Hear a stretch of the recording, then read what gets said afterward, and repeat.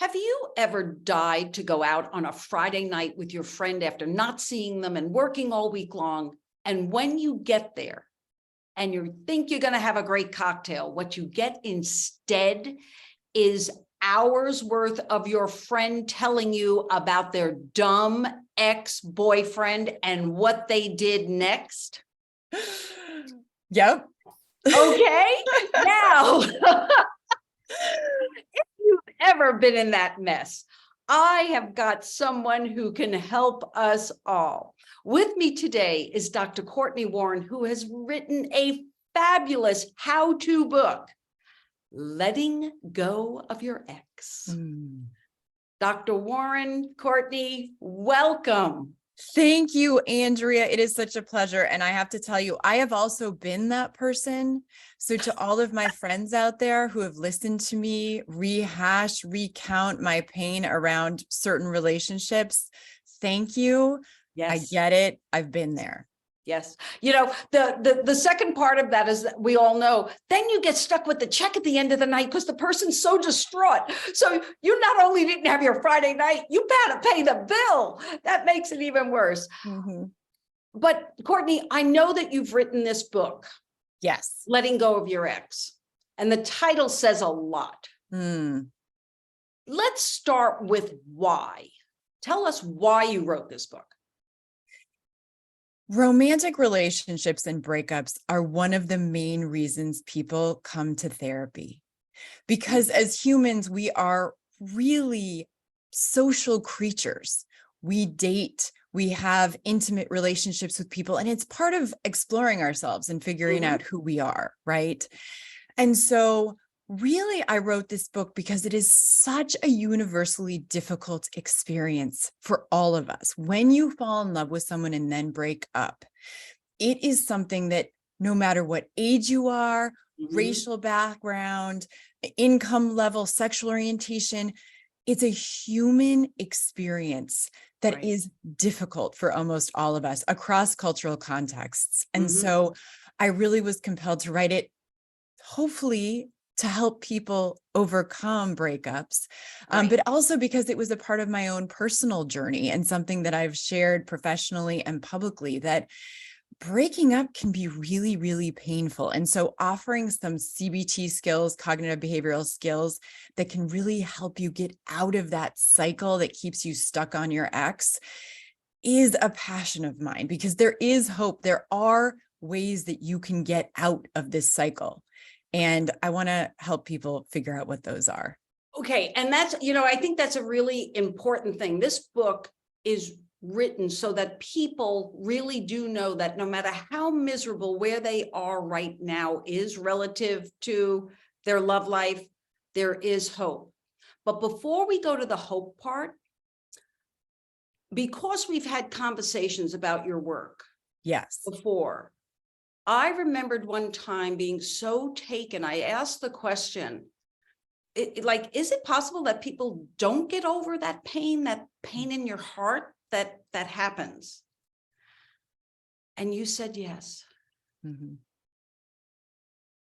So I want to start there because that's a tough one for me, because in my world on how I deal with positive psychology, it's if I choose to do something, I will be able, there will be help.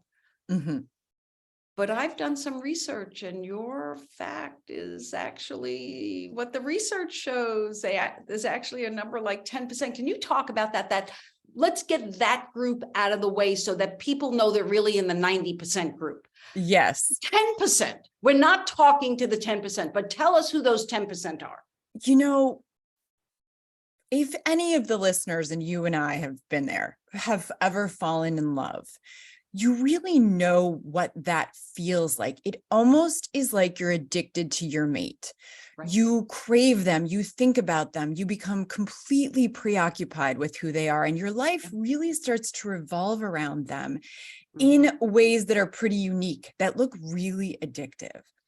And if you then break up, it can throw you into an addictive cycle of cravings and wanting time, wanting to talk to them, wanting answers, wanting to reach out and touch them and fix it and figure it out, that is totally overwhelming and all-consuming and can really, really lead to some clinically distressing symptoms, can lead you into treatment and into therapy.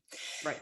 If you go through that process, but you don't ever work on it or you don't ever get help, Right. you can actually stay fixated on an ex for decades. Right. You really can. And it's actually very heartbreaking because you'll hear people, especially talking about their first love, Yeah. the first person they fell in love with. Mm-hmm. Years later, when they have a family, when they have another relationship, when they're relatively happy, they'll still say, oh my gosh, but I still think about them. I still look them up on social media. I still wonder what they're doing. I still have my heart racing when I hear their name or when I hear something about what they're doing. And so that can really exist for a very long time. Right. And I know, I love that first love example because I've been married twice, and one time I'm married 43 years. I still have thoughts about the first person that I really fell hard for. Mm-hmm. And I also had an experience this week where I actually found one of the first love letters I ever wrote my husband. Wow. Okay. Uh-huh. It was it one of the honest? benefits of something terrible happening. First, I found one that he wrote to me, and then I went back and actually found one I had written to him. And this was that period right in the first, few months of being together, where I described in detail what you just talked about, that those feelings of like being so interconnected with someone. I always call it the 6-week phase, where, oh, this person is so perfect. I think if you end relationships soon before you actually get to, in my street language, live through the farts, the perfection part, it's really, if you're stuck in that level of perfection, I could see not getting out of it. That honeymoon phase is so compelling because the reality is that you're living in a fantasy, right? Because you don't actually know the person yet. What you know is what you want to believe about them, that when you're around them, you feel amazing and it's magical and your whole body and your whole psyche is driven to them and feels wonderful. And so you make all these conclusions that are highly faulty. They're the best. They're perfect for me. I met the one. This is going to work. It's this fantastical, idealized reality that is actually not true.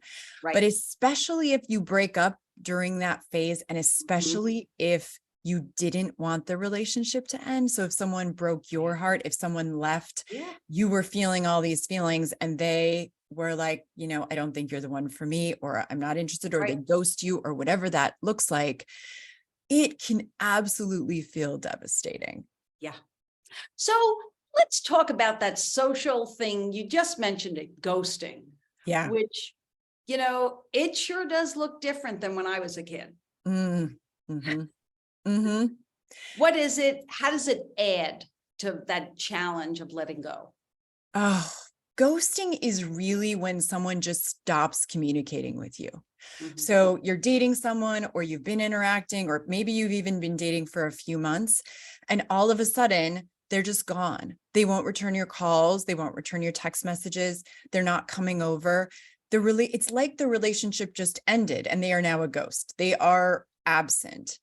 And one of the reasons that is so distressing when it comes to breakups is that usually you are left with all of these questions that you can't get answers to. So you're stuck in your own mind of, what happened? Why are they not responding? Are they okay? Did they get hurt? Do they not like me? Did I do something to offend them? And so it can really, really cause havoc in your thinking patterns because it's so focused on the unknown. The truth is that as humans, even if the truth hurts, oftentimes we do better emotionally and psychologically when we're confronted with the truth than if Right. we don't have the answers. It's like waiting for a test result if you go to the doctor. Mhm. Waiting for the result is oftentimes more anxiety provoking than just getting the result, even if Right. the result is bad. Right. So ghosting oftentimes is highly upsetting because usually people would rather just have them say, you know what, I'm dating someone else, or I'm just not feeling it with you, or I'm not interested, instead of just disappearing. And you know what's interesting when I think of generationally how different it is, that ghosting was always a part of romance. It was always a part of human relationships. You know, if you're Mhm, bad communicators and we don't like to be uncomfortable. We are mhm. gonna not face things. But social media has made ghosting almost torturous Mhm. because you get to see the person is still having a life without you in your face. Yes. What's one of the tips you would give someone who's stuck in that position? One of the first recommendations that I have for anyone who's going through a breakup is to limit your contact with your ex as much as possible. Mhm, So if you're in a position where you can cut off contact completely, at mhm, least for a while, I highly recommend that. right. It's part of your own journey of creating a life without them. It Mhm. also, That's a good point. generally speaking, is very triggering to get information about your ex after a breakup. And so if you're in the situation you just described where they have ghosted you, or you've even broken up in a more respectful way, but you still see updates on them on their social media accounts, you see a picture of them dating someone else, or you see they're going to this party or whatever, it can throw you into a really harmful emotional place and actually lead you to act in ways that probably aren't very healthy for you in the long run, to try to distract yourself from the pain. So go out drinking or go out and just try to do anything that feels good, Right. or to try to make contact with them. So to stalk them or want to yell at them or want to text them something mean or say Right. something on social media back, right? Anything Oh, like that. Like, yes. none of that is going to serve you well in the long run. Right. So, so I think really being careful, limiting your contact, cutting it off if you can. Maybe you need to go off social media for a bit or Right. defriend them, Not a bad unfriend idea for them. all of us, actually. Yeah, because what you really want to do when you're in the midst of a bad breakup is add things that help you and remove things that hurt you. Great. And I think of these early phases, especially like right after a breakup, Mhm. oftentimes you're kind of in shock and it's a huge life transition phase. Yeah. So think of it as you're in the acute phase. You're in a really short-term phase. This doesn't mean that you can't ever have them on social media in your friend group again, or that it's going to be like this forever. What it means is perhaps for right now, not communicating with them is really the best step that you can take to heal Right. yourself. Right. Oh, well, thank you. You know, before we close, I want you to actually describe, I've mentioned the book, why this book. Tell someone, tell us, how does the book work? How will I work the book? How do I use it? There are lots of books over the years on breakups that are actually really interesting and well written Mhm. on codependency and on trying to get over someone. What's really different about this book is that it's conceptualizing love as an addictive process. So, what Mhm. I'm really trying to help people see is that actually getting over an ex, if you feel addicted to them, looks like an addictive journey where you Okay. actually have to get unstuck from them, like you would to stop drinking or stop gambling or any other addictive behavior. And so the way that this book is going to help you is kind of in three parts. The first is to help you stop your symptoms that are happening right now that are really hurting you, that are really dysfunctional. So the cravings to contact them, the thinking and preoccupation with them, the acting out in ways that aren't helpful, and the emotional distress. Let's help you get some skills to tackle those. Okay. Then we're going to delve into how you got here. a little bit of a deeper dive into your learning about love and relationships, some of those untrue conclusions that you've made about yourself and your ex in love, which we probably did, and how to challenge those, Mhm. and some of your really kind of most compelling early childhood issues that are probably leading you to choose people that Oh, may not be childhood ideal. again, that inner kid of mine getting in trouble again. I know. And we all do it, every Yeah, single one of us. yeah. And then the last part of the book is what's next. So given that you're broken up and given that you're exploring yourself, how do you want to move forward? What really matters to you now? How can you start dating again? And how are you going to do your next relationship differently than you did your first, or this breakup that leaves you with a better situation? You know, I love where you ended with that. You know, like what's next? Because I had two experiences, and I of like how does this book? How is this book going to help someone? Mm, And the first one is kind of where I started. You know, if you've ever been stuck on that Friday night with that friend, or stuck over a weekend, or stuck anywhere, male, female, I don't care who it is, buy the book for them. The second thing is buy the book just because at some point you want to be lucky enough to have been in love. mm, And if it breaks up, so what? But it is that what next? The other part of it is, what should I know just in case? mm. In And the last preparation. thing, you know, I've got to say, hope. When a friend Mm, gives you a book like this, in a way, they may not be ready to read it, but they know there is a possibility of something else mm. instead of everything that's going on in their mind. So I really think the book is for, yes, the person whose heart is broken, but I think there's a whole group of people, all of us who have people we love, who Mhm. would be great beneficiaries of receiving the book, I for love sure. that, Andrea. That is so generous. And, Yeah, of course, we want to support loved ones and we want to support everyone in our lives who might be going through this. And, oftentimes I find that young adults, particularly those going through their first big breakup, right. really struggle to put it in any kind of meaningful perspective. Of course, Sure. because they don't have enough life experience or enough of a sense of identity on their own to be able to weather this relationship storm that we all have to go through. Yes, yes. And being prepared to help our younger loved ones as well through something like this can be really, really helpful. Well, that's super.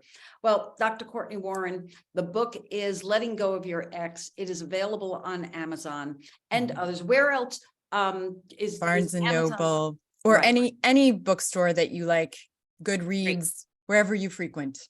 Wherever you frequent. Well, thank you so much for this conversation. I am sure your goal of helping will be achieved. I'm Dr. Andrea Goeglein. Thank you for viewing us today. Please leave thoughtful comments. We want to hear how this may have helped. Till Thank next time. you. Thank you. Bye-bye.